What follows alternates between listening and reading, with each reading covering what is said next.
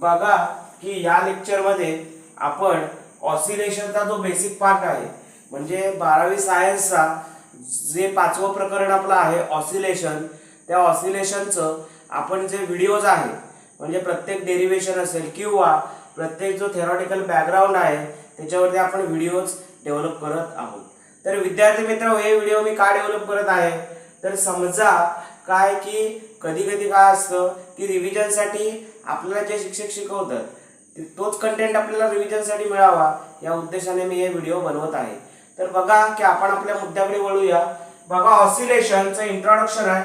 Oscillation म्हणजे काय तर मराठीमध्ये आपण त्याला दोलन असं म्हणतो. बघा की ऑसिलेशन म्हणजे काय, it is the process of moving back and forth regularly or the act of regularly moving from one position to another and back to the original position is called oscillation.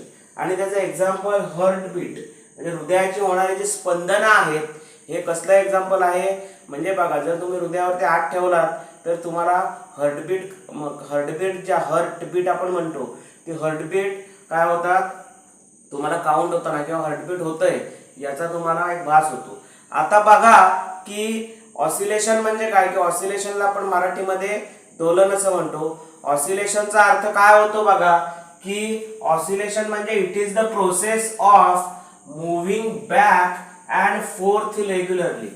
Back आणि fourth म्हणजे काय, बॅकचा अर्थ होतो मागे आणि फोर्थचा अर्थ होतो पुढे.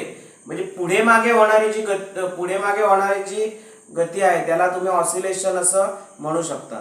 आणि ऑसिलेशनवर अवलंबून असणारी जी गती आहे त्याला ऑसिलेटरी मोशन असं म्हणतात. फॉर एक्झाम्पल बघा, आपण in day to day life मध्ये आपण झोपाळ्यावरती बसत असतो. लहानपणी आपण झोपाळ्यावरती बसत असतो. झोपाळ्यावरती बसल्यानंतर आपण काय करत असतो, झोपाळा ज्यावेळी आपण झुलवायला लागतो त्यावेळी झोपाळा झुलवल्यानंतर तो पुढे जातो. त्याच झुलवल्यानंतर त्यानंतर त्याच्यामध्ये एक एनर्जी क्रिएट होते आणि ड्यू टू एनर्जी तो झोपाळा पुन्हा मागे येतो. म्हणजे ऑसिलेशनचा अर्थ काय आहे, it is the process of moving back and forth regularly. झोपाळा हलवल्यानंतर तो पुढे मागे सतत हालचाल करत असतो. It is the process of back and forth regularly or the act of regularly moving from one position to another and back to the original position.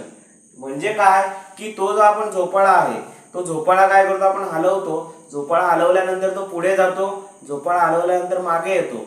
आणि बघा, एकदा झोपाळा पुढे जातो, एकदा मागे जातो आणि पुन्हा मिडल स्टेजला येतो. त्याला मीन पोझिशन असं म्हणतात.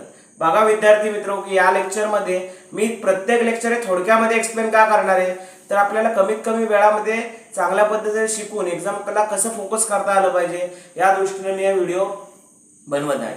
तर या व्हिडिओमध्ये मी ऑसिलेशनचं इन शॉर्ट माहिती सांगण्याचं उदाहरण दिलं आहे आणि डे टू डे लाईफ मधलंच मी एक्झाम्पल दिलेलं आहे. ऑसिलेशन मध्ये दुसरं तिसरं काय नाही. आपण जेव्हा झोपाळा पुढे जातो, टू अँड फ्रो मोशन, पुढे आणि मागे जाण्याची गती किंवा एक पोझिशन सोडून दुसऱ्या पोझिशनला जाण्याची गती, त्याला आपण ऑसिलेशन असं म्हणतो. आणि त्याचं एक्झाम्पल हार्टबीट आहे. तर या लेक्चरमध्ये मी इथेच थांबतोय. इथून पुढच्या भागामध्ये आपण याचा नेक्स्ट पार्ट आहे तो कंटिन्यू करणार आहे. धन्यवाद.